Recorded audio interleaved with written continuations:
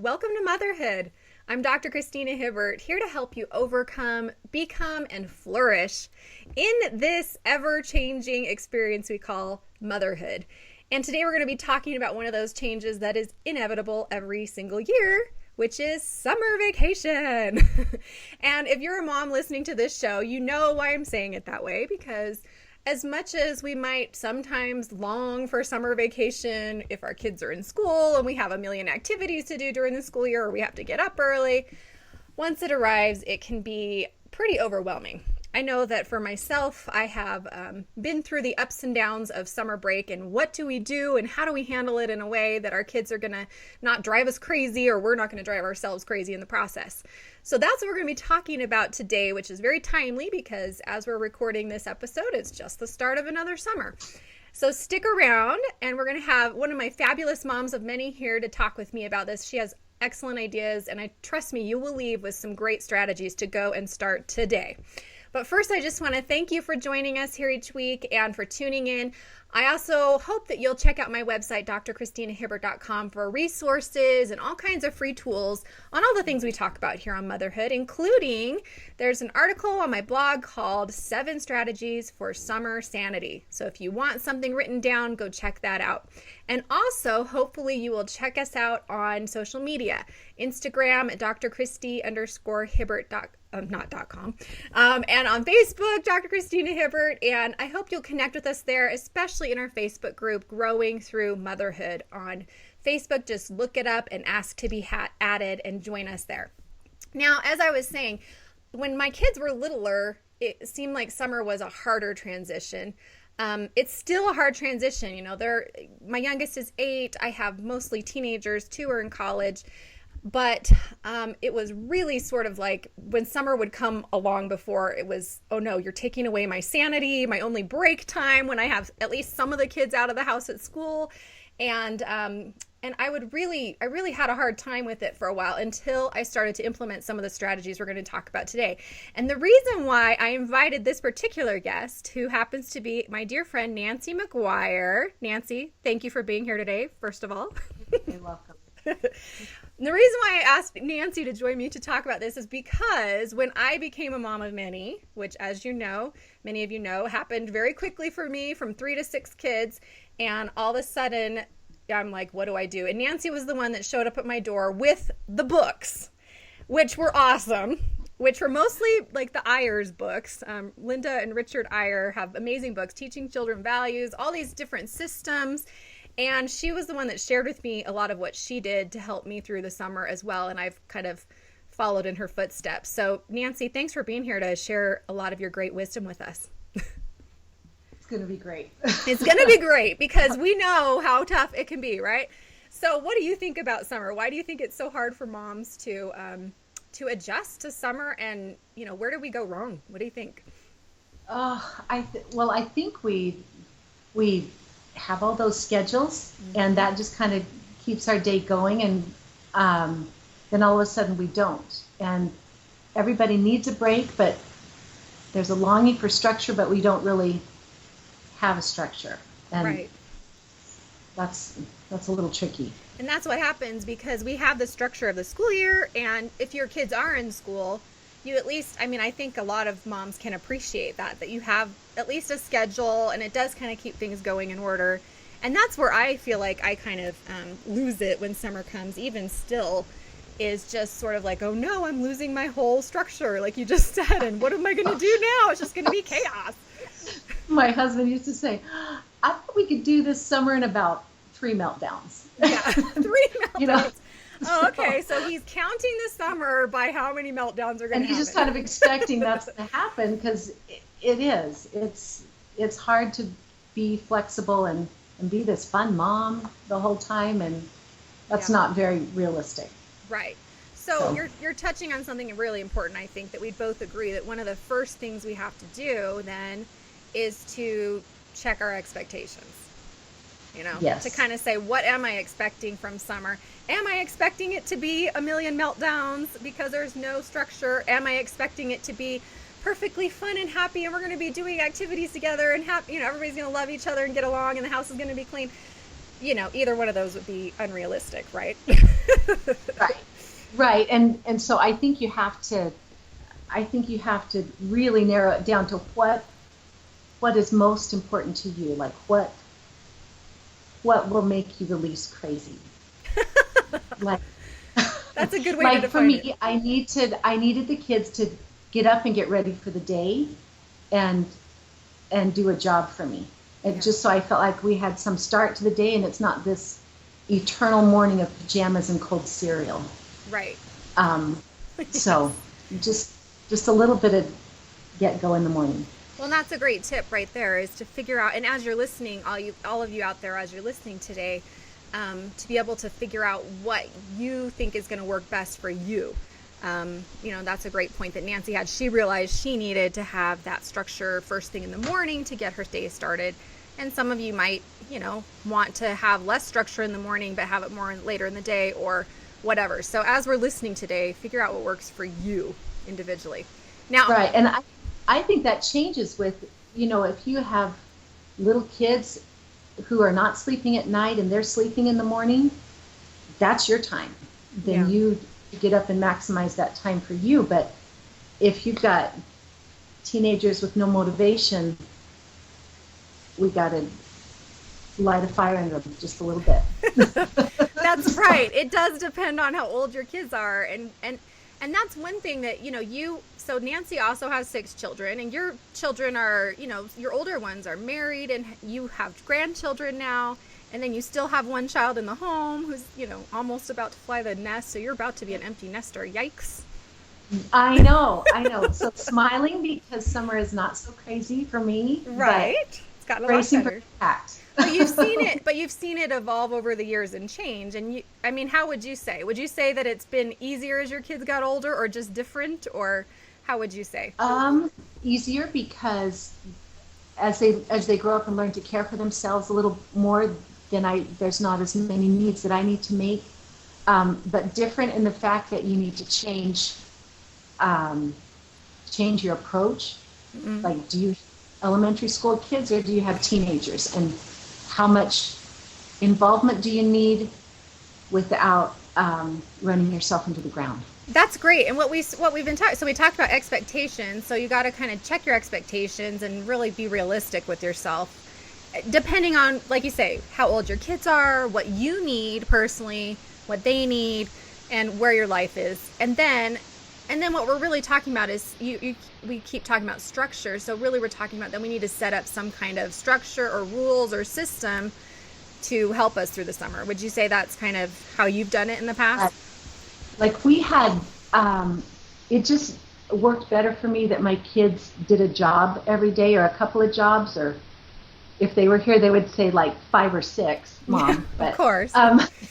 But we had a deal that we just made games out of stuff. And the deal was you had to, the first one ready for the day, bed made, breakfast, they ate their breakfast, they got first pick of chores.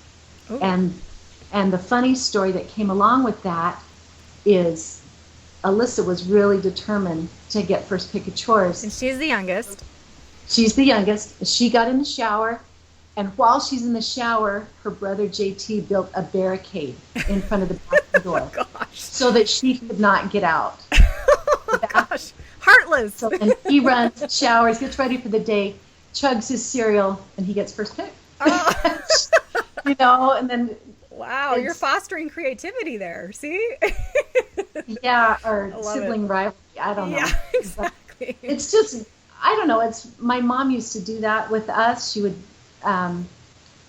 make chores and cut them up, and we would draw them out of a bowl, Mm-hmm. and put fun jobs in there.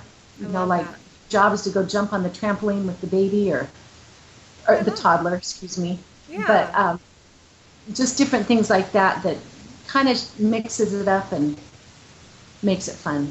Yeah, I love that. And that can be done for kids of all ages, a chore jar, right? That's easy. And then let's talk though about summer goals, because this is a biggie that I really wanted Nancy to share with us, because I've been doing this too ever since she told me about it years ago, and it's a wonderful option for the summer. And really for kids of almost all ages. I mean, not for babies, obviously, but once they're old enough to sort of know what's going on, they can do some kind of summer goals. So tell us how that works. How that has worked in your family?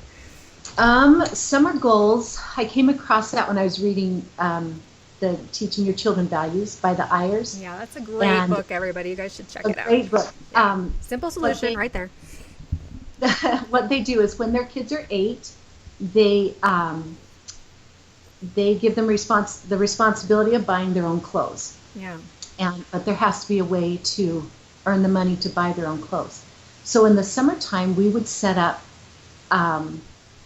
summer goals, and we would take the first week of summer to just think about it. And we would give the kids different categories of what they had to set a goal in, like, I should have grabbed my list. They had to do something personal, like a personal habit that they're working on. They had to do something spiritual, like working on saying their prayers every day, or reading their scriptures, something like that. Or they had to read so many books over the summer, or they our kids were involved in sports a lot, and so goals centered around that, like working on their batting or their catching or something like that. And then I'm a music teacher, and we just insisted that they learn hymns through the summer. And then they have to learn some kind of life skill, like assembling things or building something or sewing something, so that or cooking was always involved that way. And we let them think about it for a week. Then they meet with mom and dad, and we kind of tweak it. Sometimes they set that bar too low, or they set that bar too high, and we help them find a balance there. So we get that all settled, and then they start. And they work on their goals until about a week before school starts. And if they reach their goals, they get a lump sum of money, and that's where school closes. I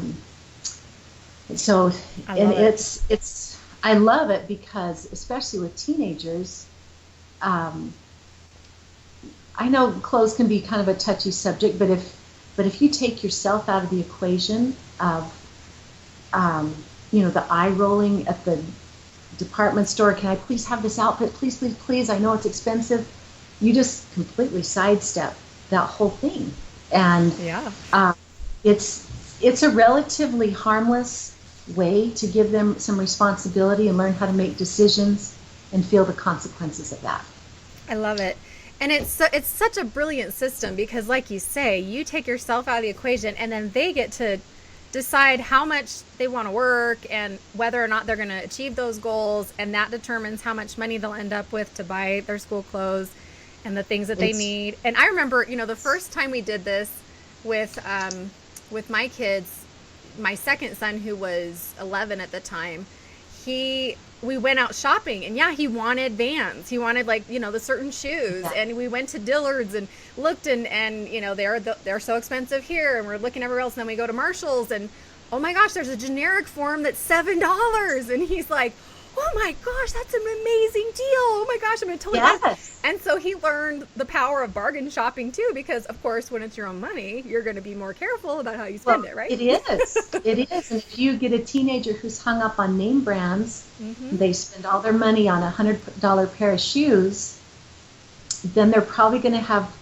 holy jeans, to start school with. Right. And but they want those shoes, and that's okay. I guess if provided you're not caught up in appearances, you're trying to teach choice and consequence right there. And that's what I love is that you're doing it to teach them, like you say, choices, consequences, responsibility. The way I saw it was, I'm paying them to do things that some people might think, well, they should just want to work on those things anyway, and you shouldn't pay them. But I'd rather pay them to do those things than to, just give them money for nothing, or, to have them doing other things with their time. What I loved is that it made them spend their time wisely and do things that were actually valuable for them, long term during the summer versus just laying around, right? And I think my son JT, I was talking to him earlier today and just getting his take on this, and he said it really set a precedence for wanting to set goals later in life. He said that just became a habit. Well, because you also taught them how to do that too, right? I mean, you also teach them how to set a goal and make it work. Well, and it's not all roses, because there's you have that element of, well, I don't want to do that, Mom, and this is really dumb, and I don't want you choosing that for me.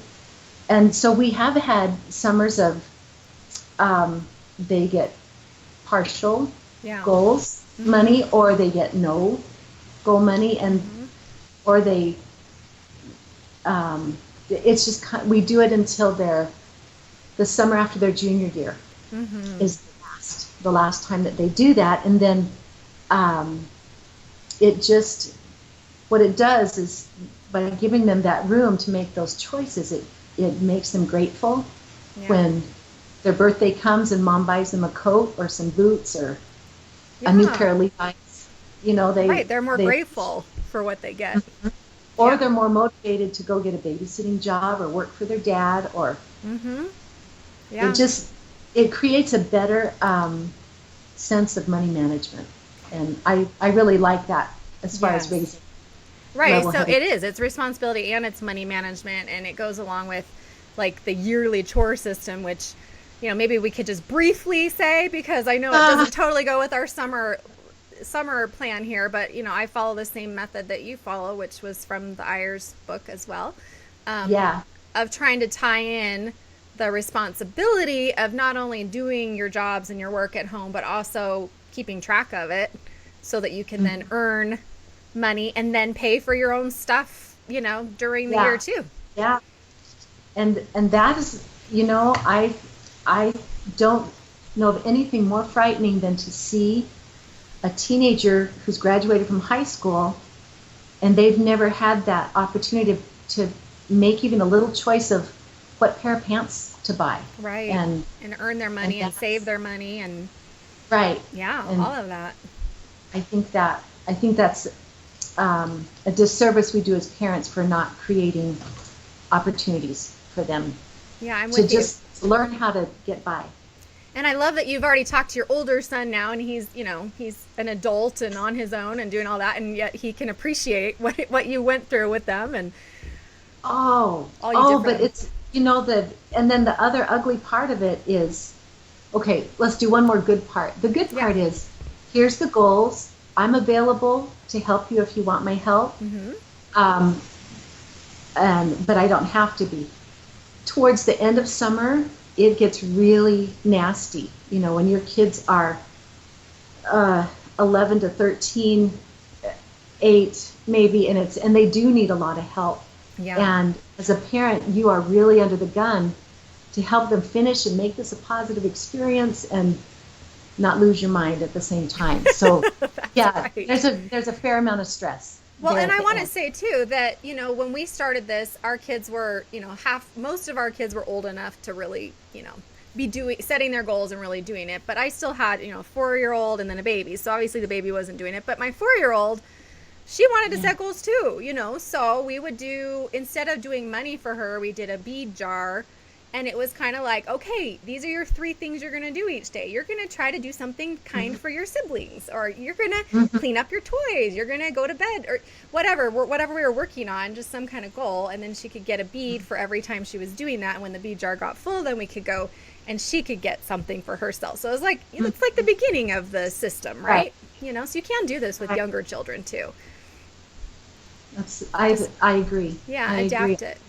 And the other part that I want to say that I really love is how you involve your children in it. It isn't you saying, these are what the things that I need you to do this summer. It's you saying, here are the categories, the 5 or 6 or whatever you come up with. And I need you to have at least one goal in each category. Or, this is how I've done it. It's kind of, we have 5 or 6 categories. And like you said, some of the ones that you mentioned, physical, spiritual, emotional. I'm a psychologist, so I kind of go by all the different facets of life. spiritual, I already said that. And then we also had a contribution. I want them to contribute in some way, serve somebody. So, but they get to come up with their own ideas, right? So that's what I love is they think about it, they come back, they pitch their ideas, you kind of help them tweak it. And like you said, sometimes the kids will come back and be like, okay, my physical goal is I'm going to play basketball 3 days a week for an hour. It's like, you're already doing that, and that's not a goal. Yeah, that's not going to be hard for you.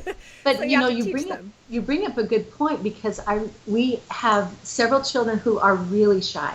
Yeah.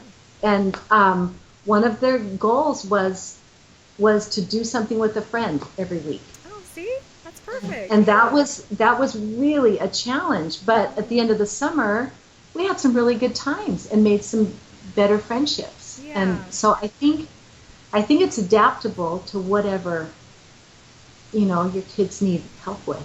Yeah, and I love too, one thing that I've noticed, and you'll probably agree, is your kids have different personalities, and we both have many kids, so we can really see that.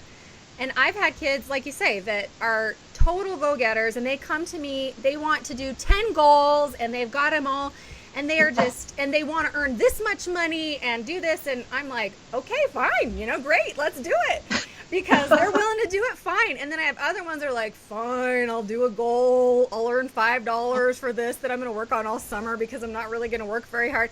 And, and they have hardly any money that they earn at the end of the summer because they didn't set their sights as high, or they didn't want to work as hard. Yeah. And so even though I've made them all do the goals, I have been flexible in that way of kind of like, okay, well, you're the one that's going to pay the consequence when we're going shopping and you have $25 or whatever, and your brother has $250 or whatever, so it's right.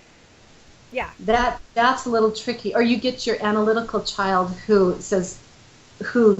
can instantly figure out the bare minimum of exactly what you have to do to get through this. Yeah, exactly. One other thing that problem that came up is as our kids hit junior high,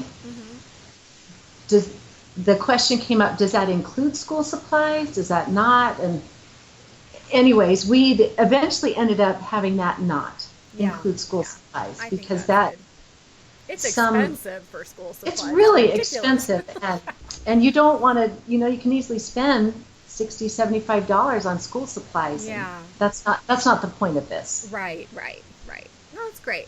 So this is just a great idea. You guys can adapt it however you like, and try it out with your kids. And like we said, just let them get involved. Let them pitch to you what they want to do, and then help them to set goals. And let me just say that on my new website, or my new web page, Exercise for Mental Health, from my new book, I actually have a goal setting worksheet there. It's made for helping you set goals to start exercising, but it can teach you a good strategy for how to set goals and help kids to make them measurable. For instance, one of my sons wanted to do a goal of, I'm going to be better at picking up trash. That was his contribution goal. And I was like, well, how are you going to measure that? You can't measure being better at something, but you can, how are you going to measure it? So then he realized he was going to pick up, I think it was like 500 pieces of trash in the summer or something, and so he kept a little notebook and he marked it down, every little thing that he did. Okay. But that's my kid that's like going to do that. And my other kids would be like, forget that. That's too much work. So, let them get creative and figure it out, but we're teaching them these skills, and it's also benefiting you because it's giving them something productive to do during the summer, and not just sit around and waste yours and their time. Right. Right. And they, kind of an unspoken thing is they learn to feel good about themselves, that they can accomplish something hard. Yeah. And that, you can't biggie. put a price on self-esteem. That's right. You're right. We are building self-esteem here. That's right.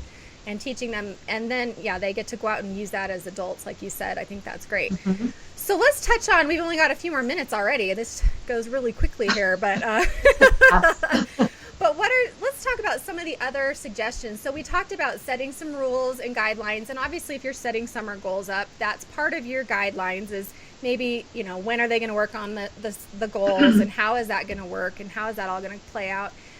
One of the things that, you could share an idea in a second, but one of the things that I set up every summer is kitchen hours, because I hate the idea of just kids, especially as my kids have gotten older, and they just go in there and they just want to eat any old time. And if they're teenagers and they want to sleep in till noon, and then we've already, had breakfast or whatever, and then they're going to come in there and be eating breakfast at noon, I don't think so. So our summer hours is, okay, here are these hours where the kitchen's quote open, and you're not allowed to go in and eat when it's not open, because I don't want the mess.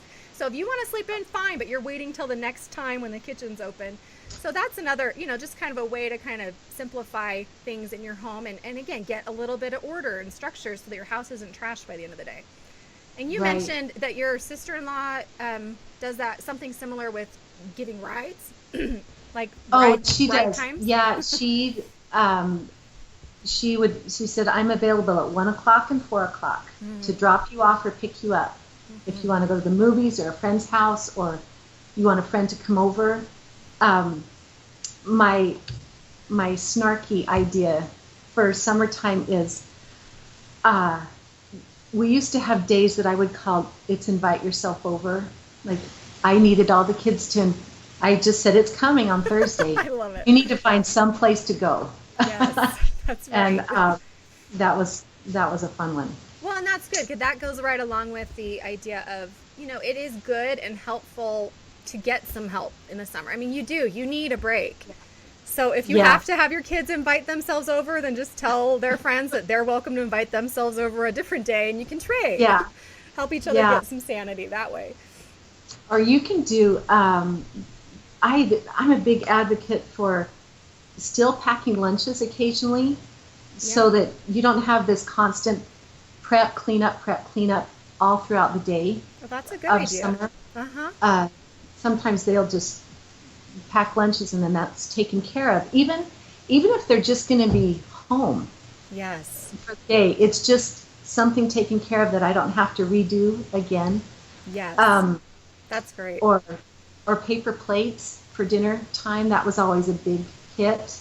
That's a big, you know what, when I had all my kids were littler, I went and bought some cheap plastic plates, and I just wrote their names on all of them. Actually, we carved it in with a knife, so that they had to use their plate, their bowl, their cup, so that you didn't end up with 20 million cups, at the end of the day.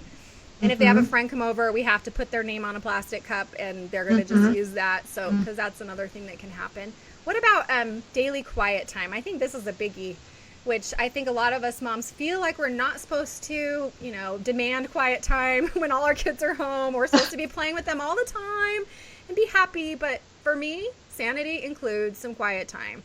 What do you think, Nancy? It does. And you've got to have some time to refill, recharge, so that you can give. And it was fairly easy to do when there was a baby in the house. That was nap time. Yeah. And that just became standard. This is downtime. So we would kind of get up, get the chores done, go to the library or whatever we were going to do for that morning. And then it was lunchtime, downtime. And that could be older kids on the computer or screens, or we put on a movie. And then that gave me an hour to read or nap or whatever. Yes. So. And it's important. And you can teach your kids that, because then they will develop the same skill of, okay, I need a little quiet time. I don't have to always be go, working, doing things, right? So it's a good example too. And then finally, I think we've hit on this, but let's just make it clear. I think one of the biggest rules of summer is, yes, we want that structure and those rules and the order and the goals and quiet time. And we have all these great ideas. But flexibility, you pretty much, when you talk about your expectations at the beginning, we have to talk about being flexible with those expectations, even if you've reevaluated and reset them in a way that you think is going to work. Well, it is, because we as moms, we have a lot of energy and we think, oh, we don't have school to deal with. We can do all kinds of stuff. And too often we set those expectations high, and then summer hits, or the pool's closed, or it's 115 outside, and you're losing your mind. And so that's because she lives in Phoenix, everybody. That's why she says that. That's why I live in Flagstaff, by the way. Okay, go ahead. So go ahead. I have a sister, Susie, and her best advice she ever gave me when my kids were little and at home, and I would be stressed out because I wasn't getting all this stuff done that I wanted to do. she would remind me to just play. Just get down on the floor and play with them, wrestle them, have a dance party, go to the park. Just forget your to-do list and just play. I love that. So, and that is a beautiful way for us to wrap up, because how much more flexible can we be than to realize I'm about to lose it. So yeah, like you say, let go of the to-do list, let go of the rules for a little bit, and just play, have fun with your children, enjoy the time together, do something that you like to do and involve them so that it's fun for everybody. Get involved in what they like to do, and and let go a little bit. That's what summer really is all about, right? We should have fun in summer. We should have fun in summer, for sure. There should be more creek days. That's for sure. That's right. Creek days are, well, we get to do that here. I know not everybody can go to the creek, but creek days are awesome. We are looking at the calendar. We've got to get up there. Oh, yeah. So beautiful. Well, thank you so much, Nancy. I know we could talk about this forever, and there's so many more ideas. There's a couple of more suggestions on that blog post, 7 strategies for summer sanity. You can either find it by searching on my website, drchristinahibbert.com, or just search on Google, 7 strategies for summer sanity. And Nancy, thank you so much for sharing your wisdom. You're very welcome. It was fun. You're awesome. And until next time, everybody, I hope you will continue to choose to grow through motherhood instead of just going through it, and to do it with us here each week on Motherhood Radio. And I'll see you next time. Bye-bye.